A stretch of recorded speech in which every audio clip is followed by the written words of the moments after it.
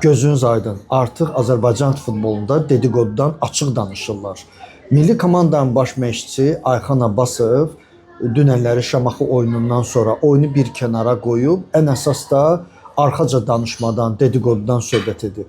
Onun fikrincə adlı sanlı məşqçilər yerli mütəxəssislərin arxasınca danışmamalıdırlar. Onların yerlərinə göz tikməməlidirlər. Onlara dəstək olmalıdırlar. Əlbəttə hamı işləmək istəyir, amma bunu düzgün etmək lazımdır. Təmiz rəqabət olmalıdır. Ayxan Abbasovun fikrincə yerli məşqçilərə dəstək olmalıdırlar. Və həmçinin də onu əlavə edir ki, bir çox klub rəhbərləri getməlidirlər. Və bununla tam razıyam. Ayxan Abbasovun fikrincə 90% klub rəhbərləri yerini boşaltmalıdırlar və yerlərinə güclü, gənc mütəxəssislər gəlməlidir. Çünki nəticə verə bilmirlər. Amma əsas belə deyim də bütün günahları kimin üstünə yıxırlar? Məşqçilərin.